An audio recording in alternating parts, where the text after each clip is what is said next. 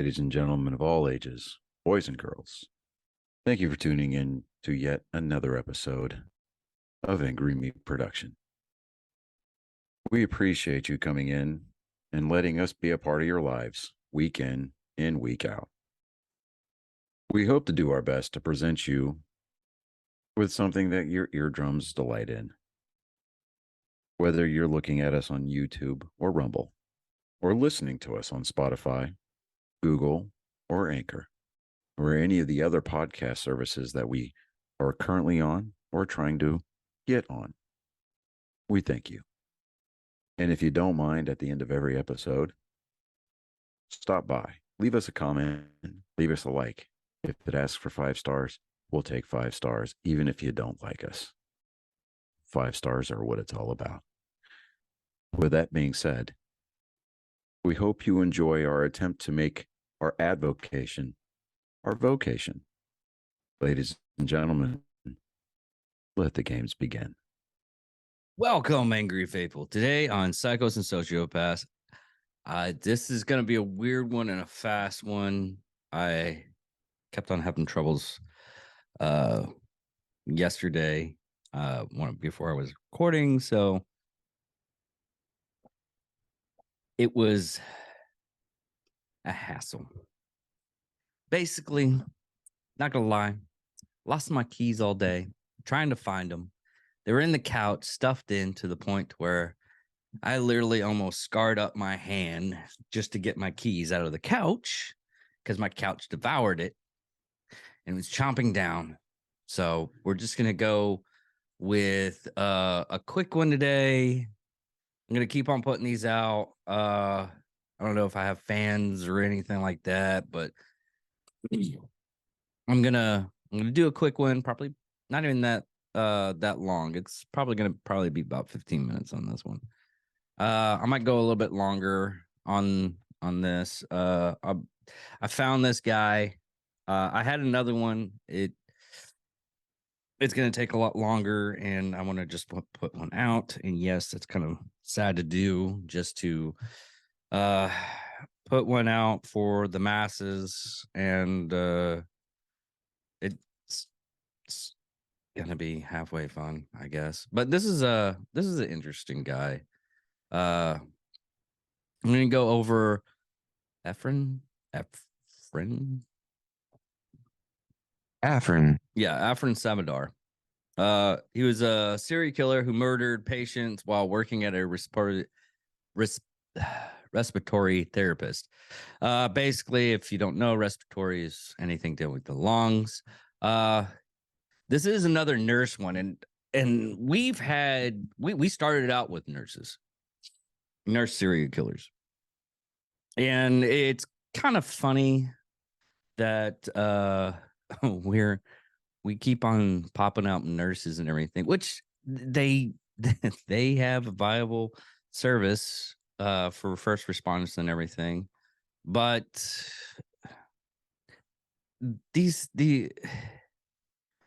I'm trying to get the right words, but I don't sound like a fucking douchebag and get people away from like medical centers and everything.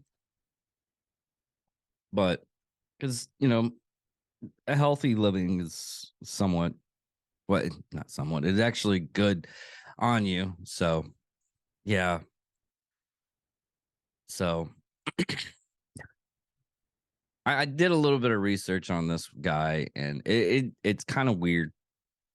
Well, let's go over the guy real quick. Efren Saldivar, born in Brownsville, Texas. I don't know what it is with Texas freaking nurses. I'm going to tell you right now that Texas nurses, for some ungodly reason, has a habit of killing people. So if you have any kind of what do you call it? Emergency or anything, you're in Texas. I don't know if you should be careful or not. Just keep an open eye and ask questions. And look them square in the eye. If you see them dead eyes, those dead eyes, where they don't care anymore, that's when you know you might be in the wrong place. But anyways, Born in Brownsville, Texas, he graduated from College of Medical and Dental Career in North Hollywood, California. Well, this takes place in California. In 1988, he obtained work as a respiratory therapist employed by the Glendale Acuvist Medical Center. I don't know why they had to have that Acuvist. Glendale Medical Center would be perfectly great. Working the night shift when there were fewer staff on duty. These murders took place at the Avedis Health in Glendale. They had like 3 names. I looked at it when I was watching the some documentaries on this. It was kind of weird because they had like 2 names. They had the Glendale Activist Medical Center, then on the bottom they had the Activist Health Glendale. So I don't know why they had to have like 2 different names to get people confused. Simple folk like me. Anyways, in Glendale, California, Salvador killed his patients by injecting parasitic part. I'm gonna get this right, people. Paralytic. God, a paralytic drug, which led to this is basically the same thing that happened with our first actual. If you want to go back to it, but our first actual serial killer that we did on Psychos and Sociopath, me and Johnny left me. No, he didn't leave me. I get it to where these it's a lot easier for everybody to come together. We have one show that everybody comes together, and we split them off and do other things. But anyways, basically what they do is what she did. We'll go back to that real quick and we'll come back to this. I don't know why they do it this way. It's more a suffocation of the patients, or they go into cardiac arrest because they can't breathe. But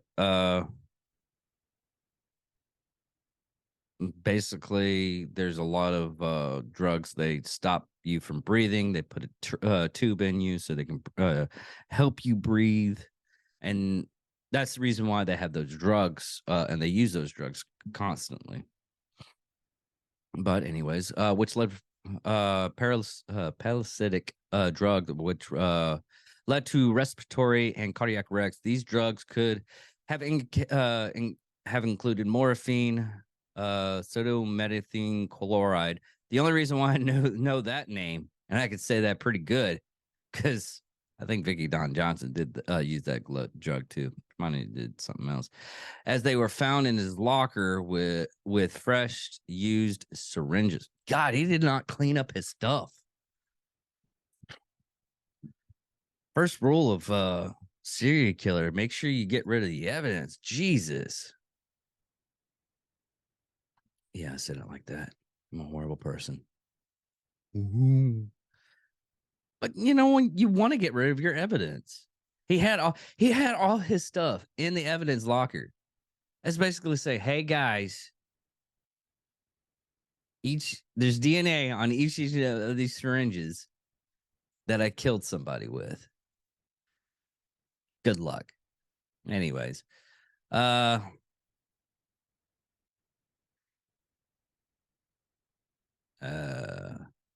pancronium was used in 6 murders. This drug stops the patient's respiratory when they are about to be put into a medical ventilator. He was careful in the selection of his victims, choosing those who were unconscious and close to death. This led to no easy detection, raised in the rate of disparate. This is one of those words that my friends make fun of me because I can't really say all too well. So bear with me. Dispersion. I didn't say that right, but fuck it. You know what I'm talking about. Of the patient's death when he was on duty. This in turn hampered the investigation, as there was no easily description correlation between charges in the distribution or the rate of death and his shift partner. A commonly used term to examine whether malpractice is taking place. Shift pattern. God, his shift pattern. Fuck. His medical employment had ended in March 13th, 1998, shortly after he confessed to 50 murders, a confession he later retracted. Oh, God. Not fucking one of these. Yeah. Kill those motherfuckers. But yeah, I was just messing around. Just kidding. JK. Everybody. That gets you off on any kind of just you can murder a bunch of people. If you just scream out JK, boom, you're fine. You don't have to worry about it. You just say you're just kidding. You didn't do those murders. Even if they have the evidence, videotape, and someone was looking at you dead in the eye and they were stabbing you, you can just say, JK, just kidding, everybody. And they literally walk you out of the court. It's fantastic. It happens all the time. I mean, I was a correctional officer, and yeah. As soon as I said, one of the inmates said, JK, just kidding, I walked him right out the door every fucking time. We didn't have that many inmates. It was kind of strange. Anyways, and search for evidence that would be strong enough to obtain a court conviction. The police exhumed the remains of the patients who had died while Salvatore had been on duty and been buried rather than cremated. Now, here's the thing on this. Just a little FYI on things that go in court and everything. To exhume a body, they have to have a lot of evidence before they exhume, and they have to talk to the family members just to get that body exhumed. The cops can't just go out and just unbury a body.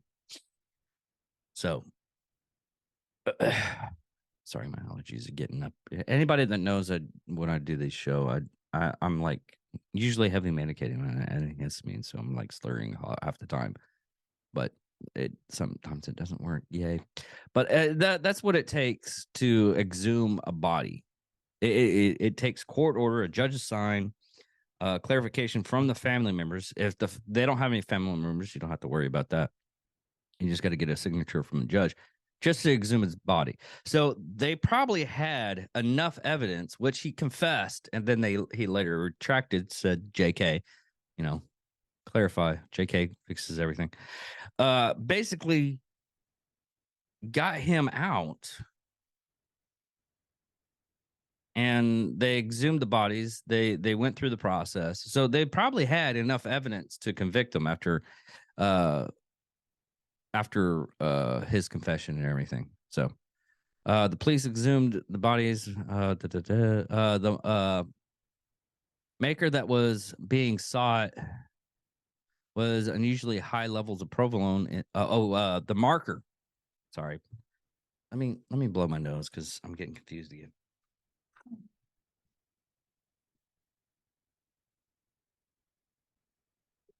Sorry.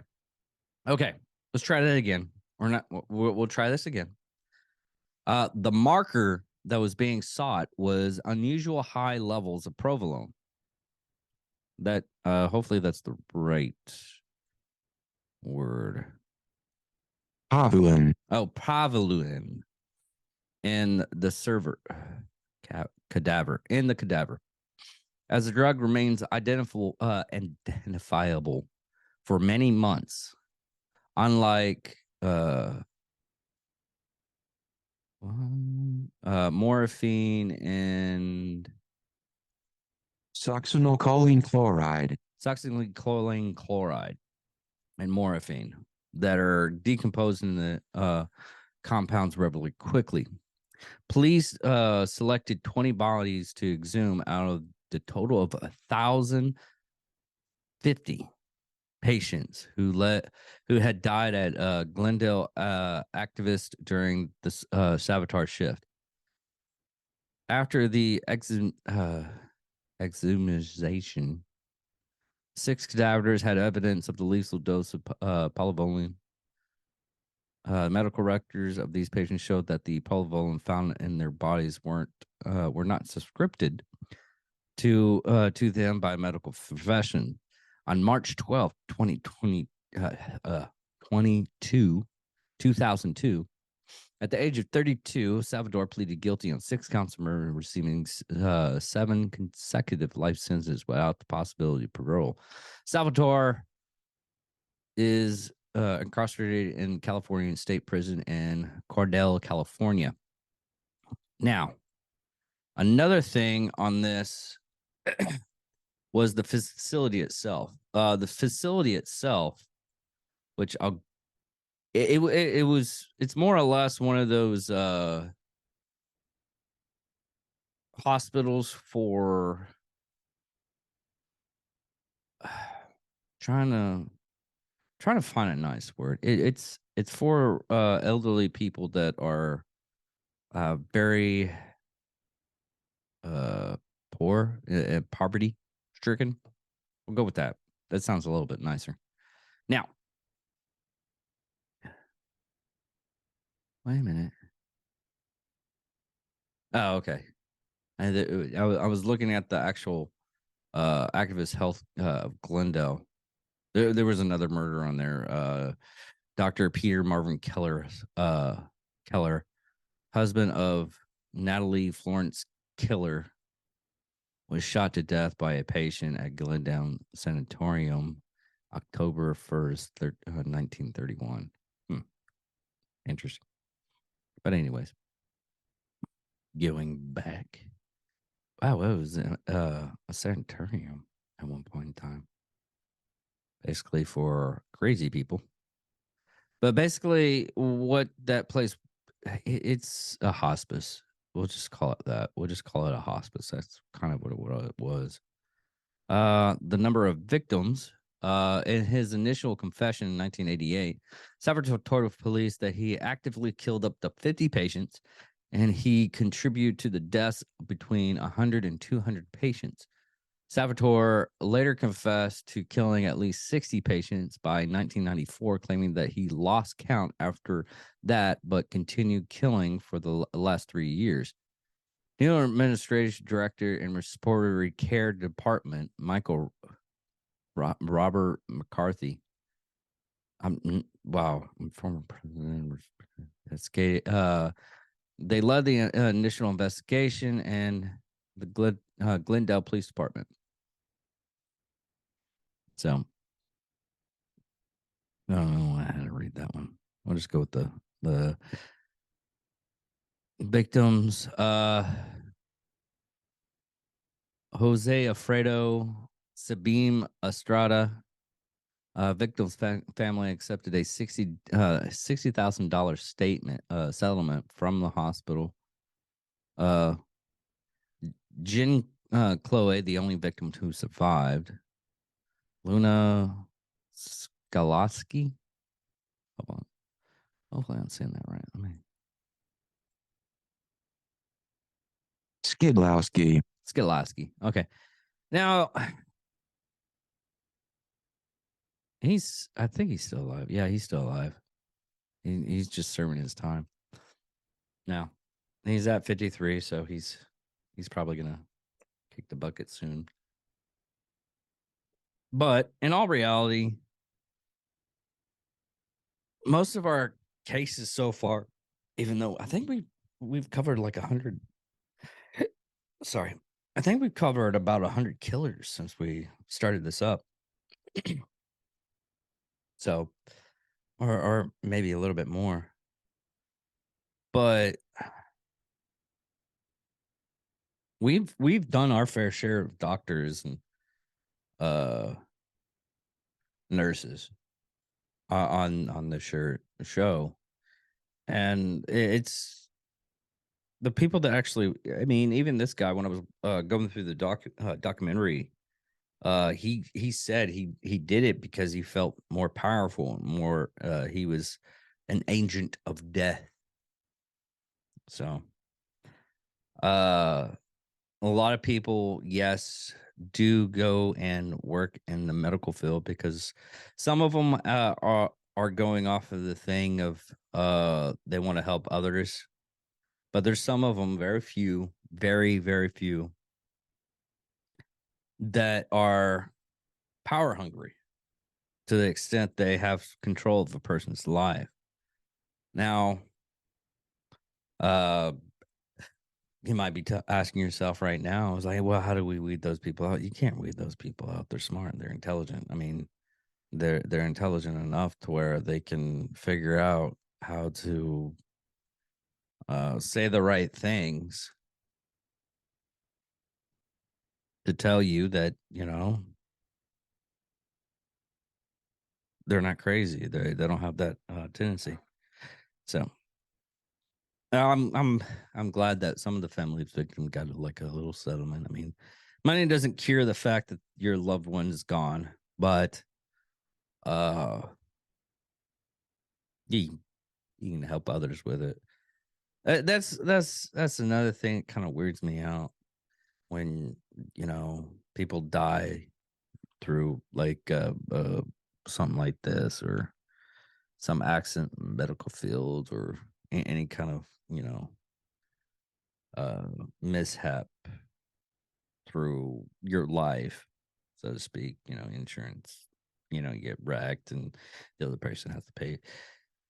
Everybody says like, oh well, you got a big chunk of change to most of that stuff goes to medical bills, dude. I mean, you're suffering, and I know a guy that got in a wreck, and he was working at Walmart. Not to say Walmart's not a bad company to work for, but he was working at Walmart, and he was scraping by because he still had to pay his medical bills, and that settlement eventually paid for the medical bills. And sadly enough, the state of Texas is one of those things. If you opt out and you pay for like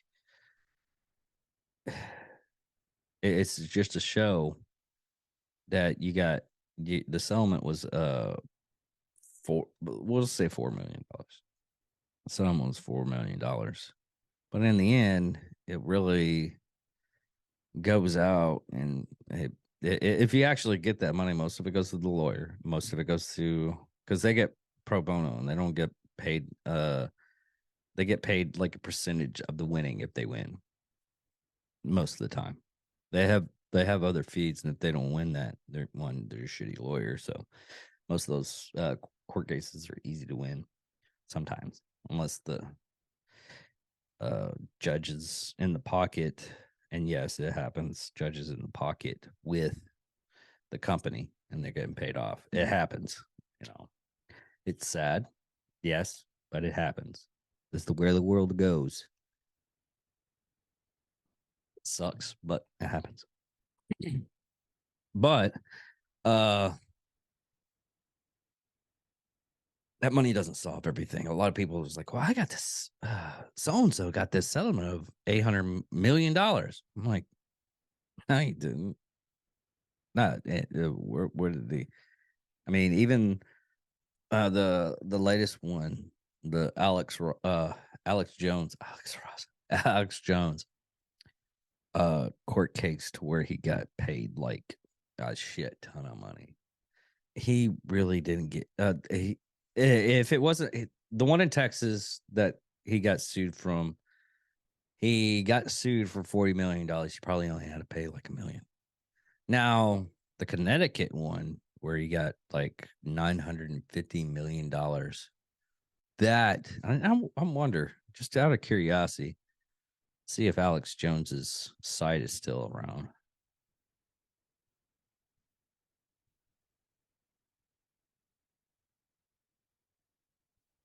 Okay.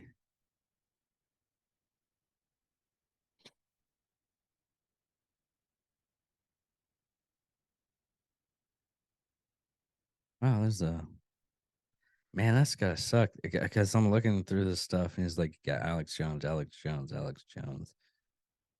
But there's a Southern Poverty Law Center. There's Alex Jones. Oh, okay. That is actually, yeah. Anyway, I don't see his actual InfoWars. Okay. He'd still have his oh, he filed for bankruptcy. That's probably the reason why.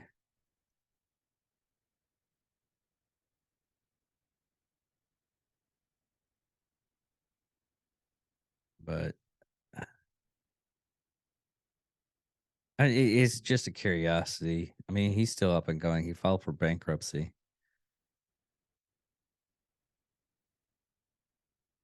So, I mean, you can do that and they don't get anything most of the time. But anyways, that's about it. I've drawn off of I'm so sorry it's a short episode this time. A shorter episode usually. But life happens. Sorry folks.